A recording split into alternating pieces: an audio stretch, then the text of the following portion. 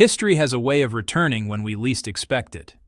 Wounds we thought had healed can reopen with a single careless word. And in the complex web of Asian geopolitics, where national pride and historical trauma intersect, some statements don't just spark controversy, they ignite fury. Recently, Singapore's Prime Minister Lawrence Wong made a public remark that sent shockwaves through Chinese social media and political circles. His message was simple, even reasonable on its surface. China should stop fixating on historical grievances with Japan, extend forgiveness, and focus on building a future-oriented relationship. But the reaction was anything but simple. Across Chinese platforms, commentators, analysts, and ordinary citizens erupted in anger. One particularly scathing response went viral, tearing into the Prime Minister with a ferocity that revealed just how raw these historical wounds remain, and how dangerous it can be for smaller nations to wade into disputes between major powers.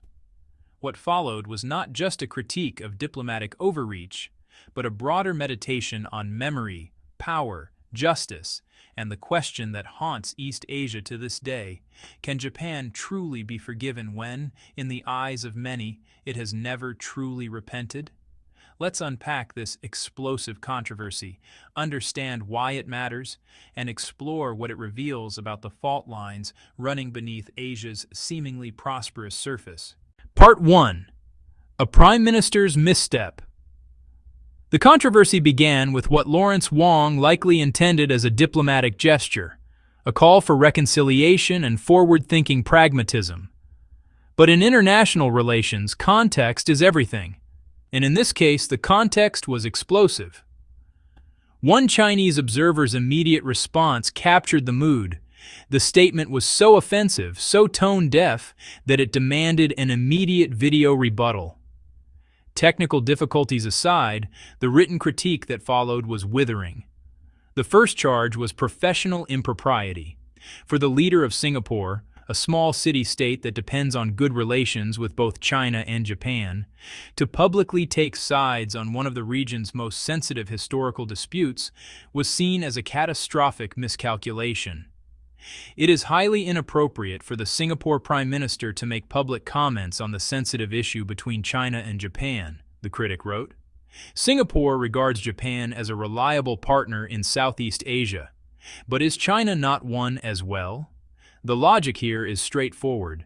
Singapore's prosperity depends on maintaining balanced relationships with all major powers in the region. China is geographically closer, culturally connected, and economically intertwined with Southeast Asia in ways that dwarf Japan's influence. Trade flows, investment patterns, and cultural exchanges all tilt heavily toward Beijing. So when tensions flare between China and Japan over historical disputes, visits to controversial war shrines, territorial claims, textbook controversies, the smart move for Singapore is strategic silence. Say nothing, offend no one, protect national interests. But Lawrence Wong broke that golden rule. Even if he completely sets aside the grave crimes the Japanese committed in Southeast Asia and Singapore itself, the critic continued, purely from the perspective of professional ethics as a head of government, he should never have made such a stupid statement. The critique became more personal. Wong was reminded that he is only the Prime Minister of Singapore, a small nation whose leaders command international respect, largely because major powers like China choose to grant it. Strip away that respect, the argument goes, and Singapore's leader is reduced to little more than an ordinary mayor. His behavior constitutes serious overreach, the observer concluded. It does no good to Singapore and does no good to him personally.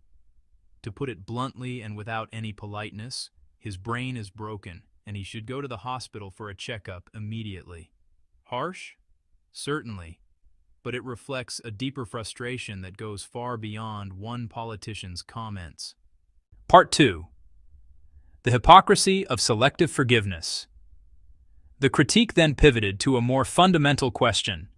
Why is China being singled out for this lecture about forgiveness? Why does he not go and persuade Ukrainians to forgive Russia? The commentator asked.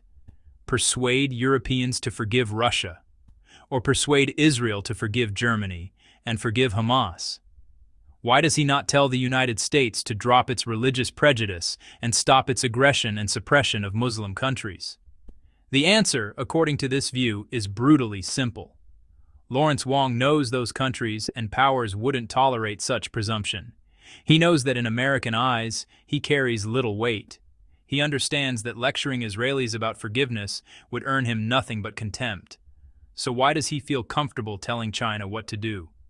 The critic's answer is equally blunt, because China, out of respect for Singapore's founding father, Lee Kuan Yew, and a tradition of treating smaller neighbors with dignity, has been too accommodating. This respect, the argument goes, has been mistaken for weakness. It is only because China has always treated Singapore with friendship, a tradition inherited from the great Prime Minister Lee Kuan Yew, and because China has always been willing to listen to Singapore's views, that he simply by becoming Prime Minister enjoys the respect of the Chinese people. But there's a warning embedded here. Respect is conditional. It can be withdrawn. The commentator then drew a sharp distinction. As Prime Minister of Singapore, you may declare on behalf of Singaporeans that you forgive Japan. But you have absolutely no right to declare forgiveness on behalf of other Asian countries. And here we arrive at the heart of the matter.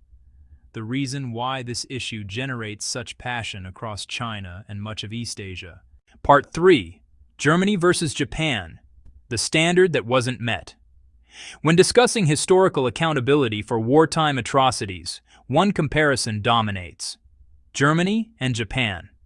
Both were aggressive fascist powers during World War II. Both committed horrific crimes against humanity. Both were defeated and occupied. Both eventually rebuilt into prosperous democratic nations. But that's where the similarities end. Germany's post-war reckoning with its Nazi past is often held up as a model for historical justice. The crimes of Hitler and the SS are taught in every German school. Holocaust denial is illegal. Memorials to the victims stand in the heart of Berlin. German leaders have repeatedly offered apologies, and Germany has paid billions in reparations. As the Chinese critic noted, Germany was able to be readmitted into Europe and become the engine of the European Union, only because Germany eliminated at the legal level any possibility of again becoming a fascist state. Every German citizen must receive anti-Nazi education, and any act of commemorating Hitler or the Nazis faces severe legal punishment. The hypothetical question that followed was devastating. Can you imagine what would happen if Germans set up a memorial hall to honor Hitler, Goering, Goebbels, and others?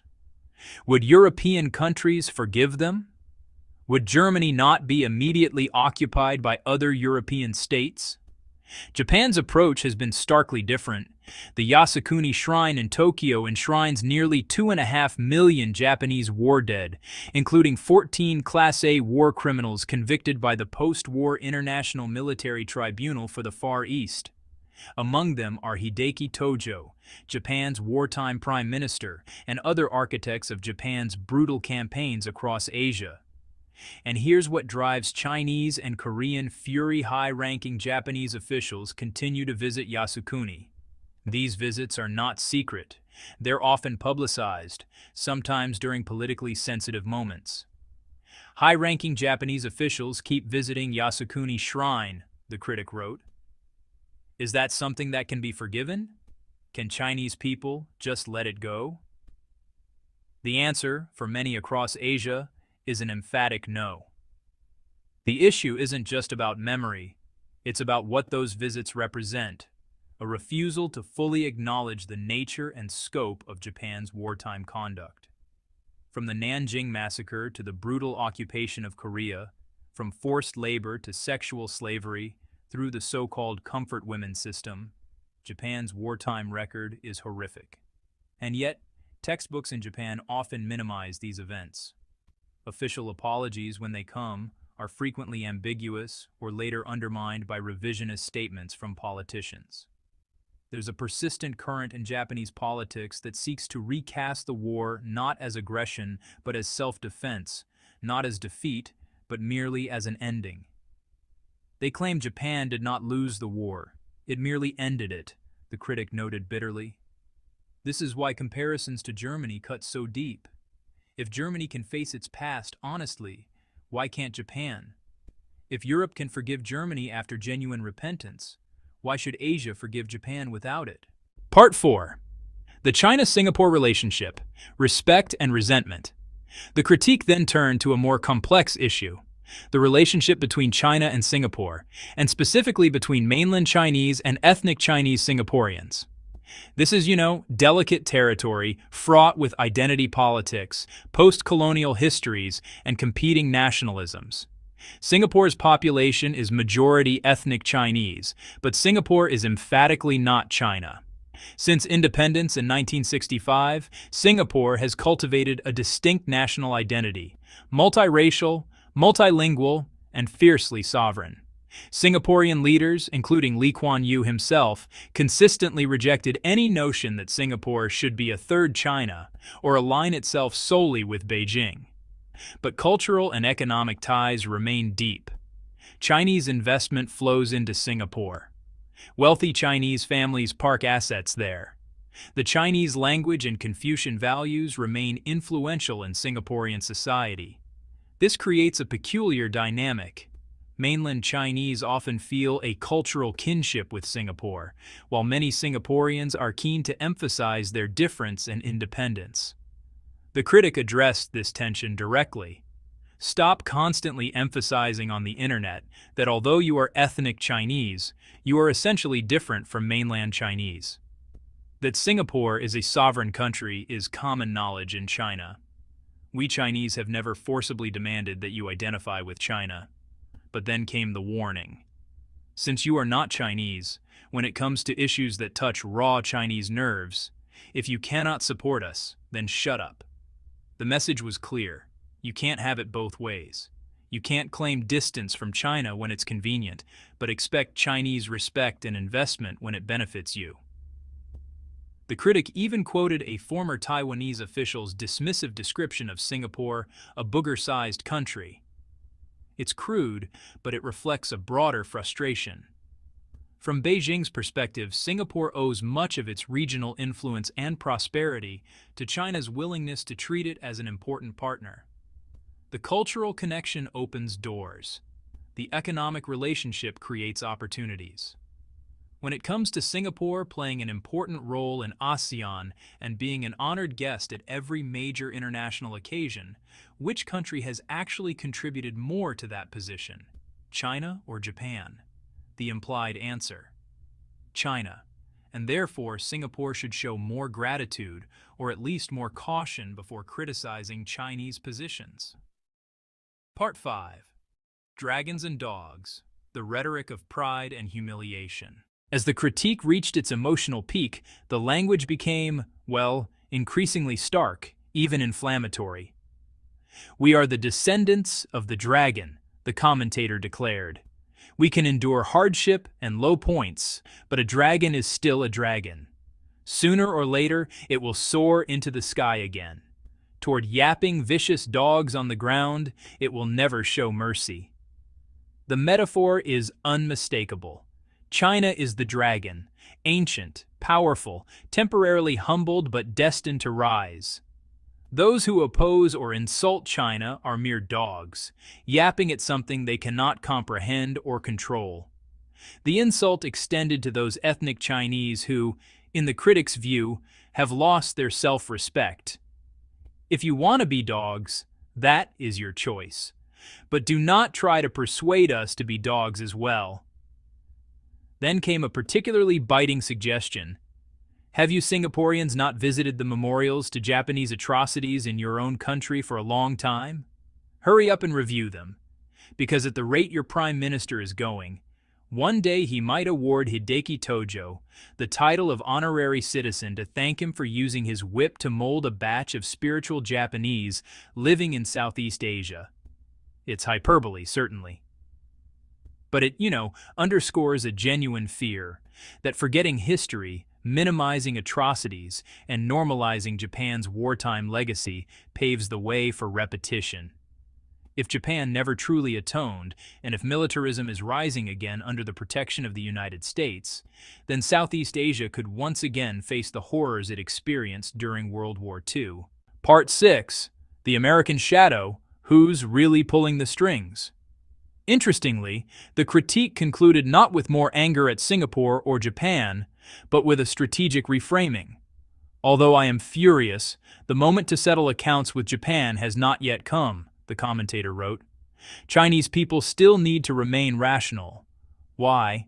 Because Japan, in this view, isn't the real enemy. It's merely a tool. Japanese militarists are nothing more than a dog tolerated and shielded by the United States. As long as Chinese calmly focus their energy on competing with the United States and defeat their American daddy, those Japanese will be completely tamed.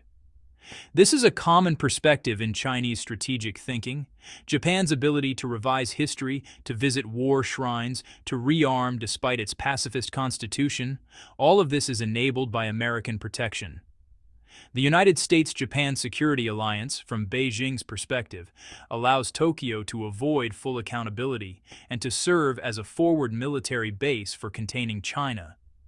Therefore, the real contest isn't China versus Japan. It's China versus the United States. Win that competition, and Japan falls into line. Lose it, and the humiliation continues. Every source of chaos in Asia ultimately comes down to the contest between China and the United States, the Observer concluded. This reframing serves a dual purpose. It channels anger away from potentially counterproductive nationalist outbursts, and it focuses attention on what Chinese strategists see as the central challenge of the 21st century: displacing American hegemony in Asia and establishing a new regional order with China at its center.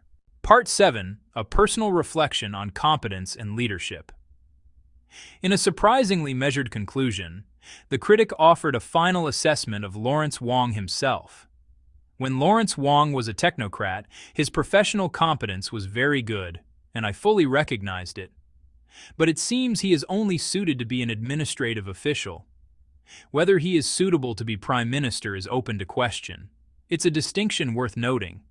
Competence in administration doesn't automatically translate to wisdom in leadership, especially on sensitive geopolitical issues.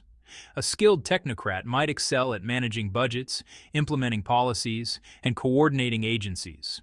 But navigating the treacherous waters of regional power politics requires a different skill set, one that includes understanding historical sensitivities, managing nationalist sentiments, and knowing when silence is the better part of valor. The final lines dripped with sarcasm. After all, they do not mind Japanese paying respects to the war criminals who slaughtered their own forebears. They are very magnanimous, just as they do not mind Indians urinating on their MRT trains. This is a tolerant country. Maybe the one who is wrong is me. What this controversy reveals about Asia's unresolved past. Step back from the heated rhetoric, and this controversy illuminates several deeper truths about contemporary Asia. First, historical memory is not fading. It's intensifying. As China grows more powerful and confident, grievances about how it was treated during its century of humiliation are not being forgotten. They're being reframed as part of a narrative of resurgence and restored dignity. Second, smaller nations face impossible choices. Countries like Singapore must balance relationships with multiple major powers, any of whom could make life difficult if offended. Lawrence Wong's comments may have been an attempt to position Singapore as a neutral voice of reason. Instead, they demonstrated how easily such positions can backfire. Third, the Japan question remains toxic. Unlike Germany, which successfully rebuilt trust through sustained accountability, Japan's relationship with its neighbors remains poisoned by perceptions of inadequate remorse. This isn't just about the past. It's about the present and future. If historical grievances remain unresolved, they can be weaponized in contemporary disputes over territory, trade, and influence. Fourth, the United States-China competition shapes everything. Whether it's Taiwan, the South China Sea, or attitudes toward Japan, nearly every regional dispute is now filtered through the lens of great power rivalry. Beijing sees American containment everywhere. Washington sees Chinese aggression everywhere, and everyone else tries to navigate between them. The unanswerable question. At the heart of this controversy lies a question with no easy answer. How should nations deal with historical trauma? Some argue that dwelling on the past prevents progress, that forgiveness, even without perfect justice, is necessary to move forward. They point to France and Germany, once bitter enemies, now partners in the European Union. Others argue that premature forgiveness without genuine accountability is not healing, it's surrender. That memory serves justice, and that those who forget history are condemned to repeat it. Both positions have merit. Both contain dangers. What's clear is that Asia has not yet found its answer. The wounds remain open, the grievances unresolved, and the potential for conflict, whether military, economic, or diplomatic, remains high. Lawrence Wong's comments, whatever their intention, reminded everyone that in Asia's complex geopolitical landscape, some words cannot be unsaid, some histories cannot be forgotten, and some forgiveness cannot be demanded. It can only be earned. And Japan, in the eyes of many across this vast region, has not yet earned it.